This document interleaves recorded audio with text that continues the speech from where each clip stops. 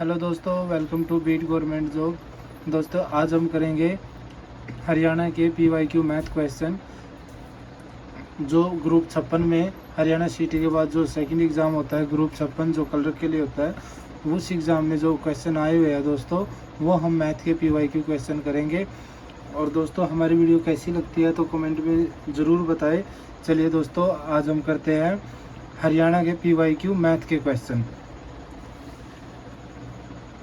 किन्हीं 2 वर्षों में 8,000 रुपये की राशि 5% ब्याज पर चक्रवर्ती ब्याज पर क्या होगी। ठीक है दोस्तों, इन्होंने बोला कि 2 वर्षों में 8,000 रुपये की राशि 5% ब्याज पर चक्रवर्ती ब्याज क्या होगा। चलिए दोस्तों करते हैं। हमने PRT निकाला था दोस्तों। अगर आपने मेरी वीडियो नहीं देखी है तो शॉर्ट वीडियो मैंने बना रखी है, शॉर्ट वीडियो जिसमें मैंने साधारण ब्याज आप लोगों को बता रखा कैसे निकालते हैं। पहले हम PRT निकालेंगे। PRT क्या होगा दोस्तों, PRT होता है हमारा 8,000 रुपये PRT हो गया। उसके बाद दोस्तों रेट हमारा कितना दे रखा है दोस्तों, 5%। और टाइम हमारा दे रखा है 2 साल। तो 2 साल ना निकाल के दोस्तों पहले, चाहे यहाँ पे 3 हो 4 हो 5 हो, आपको उससे कोई मतलब नहीं है। आपको जस्ट 1 लिखना है, 1 साल का और परसेंटेज का 0। तो हम इसको निकाल लेंगे। 0 से 0 गया, 5 से 80 को मल्टीप्लाई करेंगे, 5 8 40 और एक ये 0 है दोस्तों। तो हमारा 1 साल का दोस्तों 400 रुपये ब्याज आया। 1 साल का 400 रुपये ब्याज आया। तो हमारा दूसरे साल का भी 400 ब्याज होगा।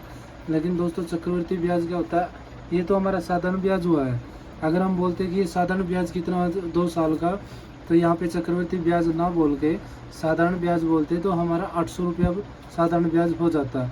लेकिन इन्होंने क्या किया, चक्रवर्ती ब्याज। अब हमारा जो ब्याज है इसके ऊपर एक और ब्याज, तो उसके लिए हम क्या करेंगे, 1 साल का हमारा 400 है, दूसरे साल का भी उसके नीचे 400 लिख लेंगे।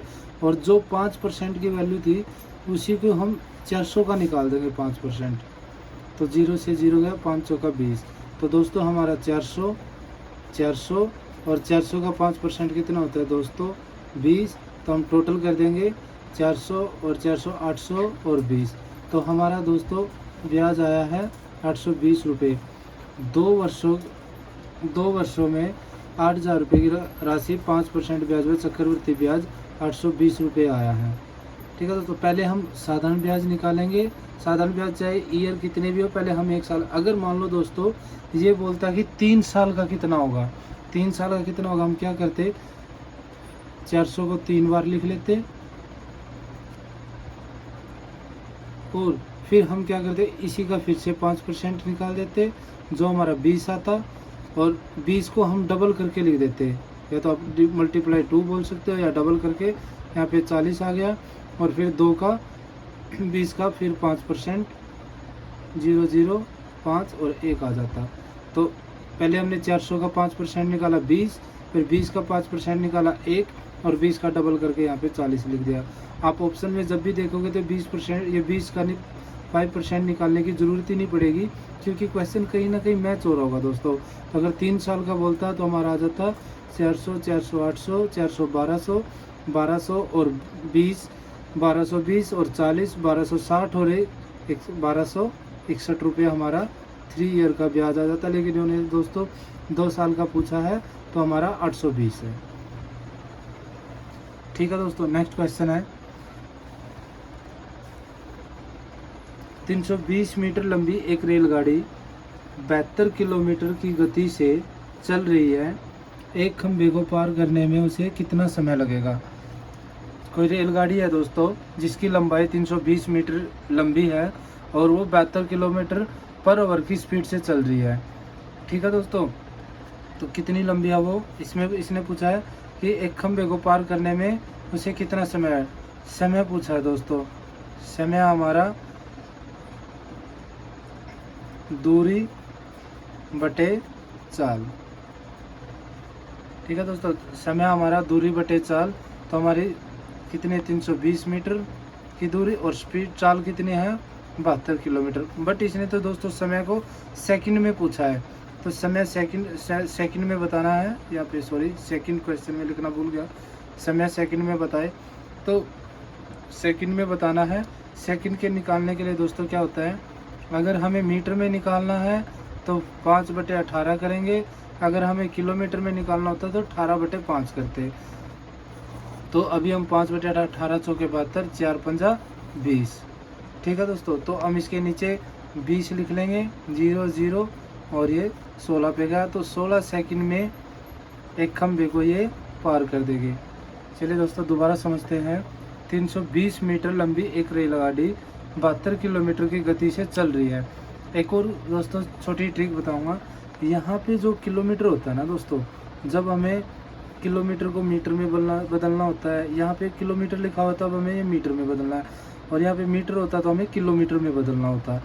ठीक है दोस्तों, अब 72 है किलोमीटर में है, तो आप ये ध्यान नहीं रहे कि किलोमीटर में है या मीटर में है क्या नहीं है, आप जस्ट ये देख लीजिए।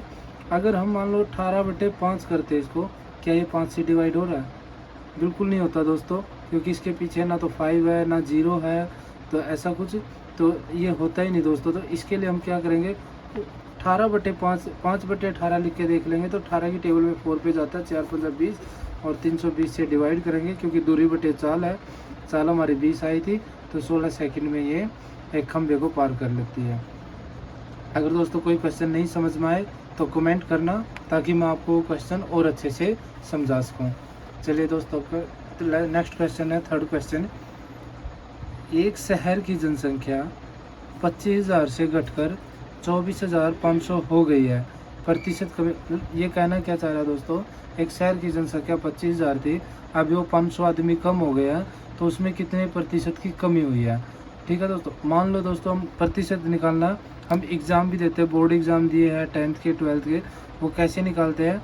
मान लो हमारा टोटल 500 नंबर का एग्ज़ाम था, मतलब 100 नंबर के 5 एग्ज़ाम थे, तो टोटल हमारा 500 नंबर का एग्ज़ाम हुआ।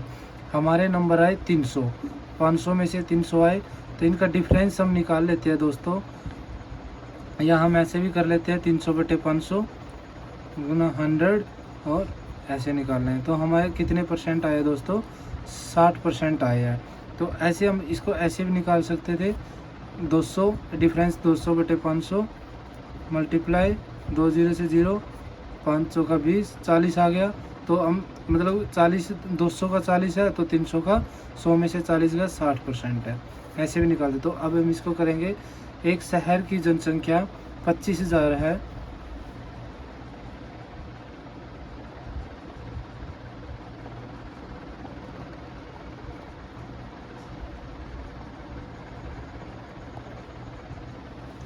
एक शहर की जनसंख्या 25,000 से घटकर 24,500 हो जाती है। तो इन दोनों का 25,000 का और 24,000 का दोस्तों हम डिफरेंस निकाल लेंगे, 25,000 24,500, तो 500 डिफरेंस आया, और परसेंटेज का हम दोस्तों 100 लगा लेंगे, और टोटल वैल्यू है 25,000 हमारे आदमी, मतलब जैसे मैंने 500 को डिवाइड में लिखा था, टोटल हमारा 25,000 है, तो 2 0 से 2 0 गई, 1 0 से 1 0 गया, तो 25 दूनी 50। तो हमारे कितने परसेंट के आदमी गए हैं, 500 आदमी, तो 2% के गए हैं दोस्तों। ठीक है दोस्तों, नेक्स्ट क्वेश्चन है। चलिए दोस्तों करते हैं नेक्स्ट क्वेश्चन। 4 के प्रथम 6 गुणजों का मध्य क्या है।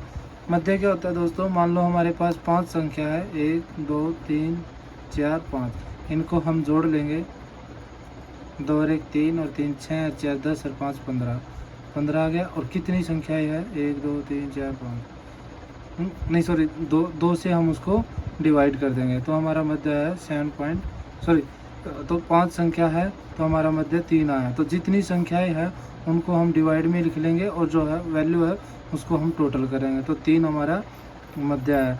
तो अब ये कहना क्या चाह रहे, 4 के प्रथम 6 गुणजों का, गुणज मतलब कि 4 के प्रथम 6 गुणज, 4 एकम 4, 4 दूनी 8, 4 तिये 12, 4 चौके 16, 4 पंजा 20, 4 छिका 24। तो ऐसे दोस्तों अब इनको हम जोड़ लेंगे, और कितनी संख्या बोलिए, 6, 1 2 3 4 5 6, तो जोड़ के उसको 6 से डिवाइड कर देंगे। अगर आपको दोस्तों ये 4th क्वेश्चन समझ में आया है तो मुझे कमेंट करके बताएं इसका आंसर क्या आएगा। ठीक है दोस्तों, और अगर आपको कोई और किसी चीज़ की वीडियो चाहिए तो हमारे चैनल पे कमेंट करें, ताकि मैं आपके लिए अच्छी सी और वीडियो लेके आऊँ और आपकी तैयारी और बेहतर हो सके। Thanks for watching beat government job.